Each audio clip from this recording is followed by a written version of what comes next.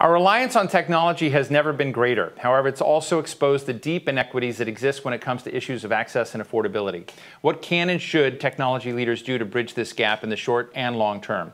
Joining me now is Mike Katz. He's Executive Vice President and leader of the education team at T-Mobile for Business. Mike, it's good to see you. You win on the backdrop. That is a cool backdrop. So 10 out of 10 from Rate Your Room. Thanks, Steve. You can't go wrong with magenta, so yeah, more and more magenta. Exactly. I'm going to take lessons. So, Mike, let me just ask you, Brian Hendricks was just sort of talking about the need for a kind of selflessness, if you will, the need for a non-DC anchored digital connectivity commission to begin addressing some of the things that I know you're working on. How would you, do you hate his idea, or do you think there's merit? Yeah, I think it's an interesting idea. Look, there's a big problem, and it's a problem that I think has had a spotlight shined on it with the COVID pandemic. But it was a big problem before COVID, a really big problem. Millions and millions of kids who lacked connectivity, who fell into this thing that we call the homework gap, inability to connect before and after school, to be able to turn in homework assignments, correspond with their teacher. And it created an inequity and opportunity for them in education. Now, COVID has taken what was a really big problem and turned it into a crisis. And I absolutely think more organization, more resource, and more focus around it will help provide better outcomes for students and create more equitable opportunities for students. It's an area that needs a lot more focus. Well, I want to ask you and invite you to sort of tell the story of how you've been approaching some of it. I've been reading both your tweets and some of the causes that you and T-Mobile have been working on that homework gap issue, and I want you to tell it in a way that those listening to this might be able to think about replicating some of what you've achieved. Yeah, both the legacy T-Mobile as well as the legacy Sprint organization had large programs working with educators, with schools and school districts to provide broadband connectivity for students that didn't have it at home. And, look, we were really proud of the progress that each of us made as legacy companies. But, we've created maybe a little bit of a dent in a much larger issue. And that's why back last fall, we announced a program called Project 10 Million. And Project 10 Million was a program where we could leverage these incredible assets that we have as we brought together the legacy Sprint and the legacy T-Mobile business, the assets that allow us to deliver a network that has unmatched capacity, unlike anything that's been seen in America, and be able to dedicate some of that capacity to causes like the homework gap. And so we announced Project 10 Million, an effort to connect every student that needs broadband for homework in American schools to be able to connect them for free. So we announced that last November. We announced it as a program that we intended to launch after we closed the merger with Sprint. But before the merger came, we got hit with COVID. And because of the work that we had done with schools but prior to COVID, we immediately were contacted by many schools. We did a lot of outreach to schools to see how we could help, just simply to see how we could help. And schools in the spring, as you know, were scrambled. They had been forced to go virtual. Students without broadband, literally just couldn't go to school anymore. And we partnered with thousands of schools across the country. We connected. We worked with them to provide either free or low cost broadband solutions and equipment. And we were really proud that just in the last 6 months, we've connected over 1.6 million students with broadband solutions. Last week, we announced the official launch of Project 10 Million. And really, it's an extension of a lot of things that we've been doing over the last 6 months. It gives schools the option for completely free broadband connections for students that are still struggling with the homework gap, and then deeply reduced services and equipment for students that are in 100% virtual environment. So we launched that last week. We've had huge response from students, from school districts so far. And frankly, like many of the other things that we do at T-Mobile, one of the things that we hope happens with the launch of Project 10 Million is that people copy us, that other broadband providers, other wireless carriers, that they copy what we do and are inspired by what we do to go solve this problem, because this is a national problem that we all think that we should share in equally in solving. So we hope that it provides some inspiration to others to do the same that we've done. Mike, let me ask you an unfair question that I'm sure my team didn't prepare you for, but I am interested in it. What I think is characteristic of this time, I think for the last, I've known your company, both sides of your company for ages. We've been talking about all things digital and, moving the digital, but we really hadn't done it until now. The world, every generation, every corner of America needs to somehow be in this new space. How have you been able to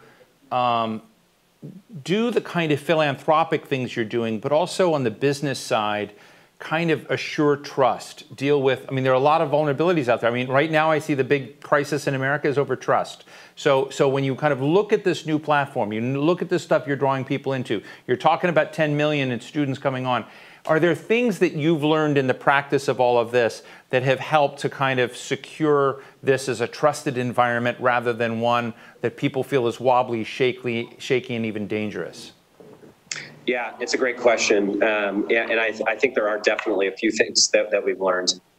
Brian, your previous guest mentioned one of them, which is we learned early on that partnering closely with the school districts was one of the best ways to solve this problem at scale.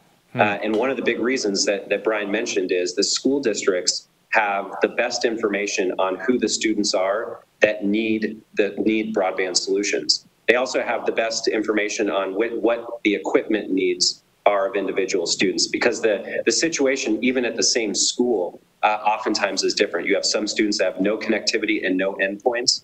You have some that have no connectivity, but they have a Wi-Fi only device. And so partnering closely with the schools to determine who should be eligible for these programs, working closely with the schools to help distribute the equipment to the students has been one of those really important things. One, to make sure the right students are getting the right kind of access, but also to do exactly what you said, which is build some trust. The other thing that's been really important for us is, we don't ask for any personal information from any student. However, we have worked closely with the schools to at least provide us with as much information as they feel comfortable with around where the devices are going to be used. So before we deploy devices, we can go and ensure that there's going to be good coverage in those areas. We can go into those neighborhoods or into the apartment complexes to make sure that there's going to be good coverage. Because the last thing that we want are schools distributing these devices to students. The student brings it home and it doesn't work. And I think that's been a really helpful way to build confidence with the school districts that we're really looking out for them and looking out for their students' needs. So I would say the number one thing is that it's been partnering closely with the officials at the school districts and the schools to customize the way that these programs are rolled out to really solve the problems that they're looking to solve.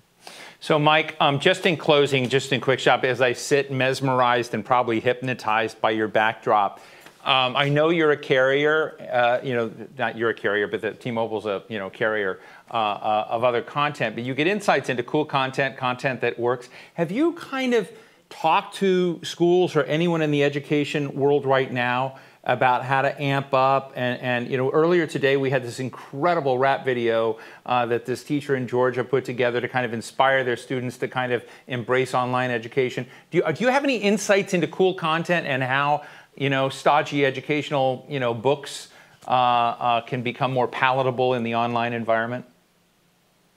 A little bit, Steve. Other than Magenta? Quite honestly, these last couple months have been triage.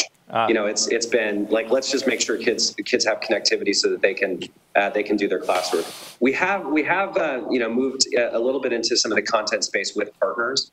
A couple of things that we've done that you may have read about is we had a couple large scale partnerships with Apple in places like New York City and in the state of California.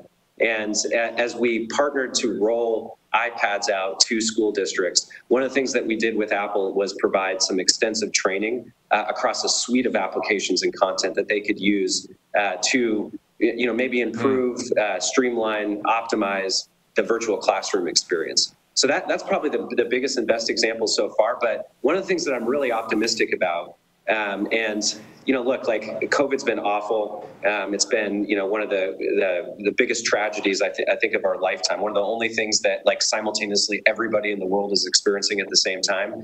But if there is one positive thing that's coming out of COVID, I think it may be putting a significant dent in a much faster timeline into closing the digital divide and creating platforms for students with connectivity that can be used long after this crisis is over. And so I think there's a platform there that's there now that can do all the things that teachers and schools need to do it right now to drive basic classroom education today. Right. But it gives us a platform for the future, especially with things like 5G coming, that really could allow some innovation in the classroom space, which I'm really excited about. And I think it's something that we'll want to work closely with schools in the future on.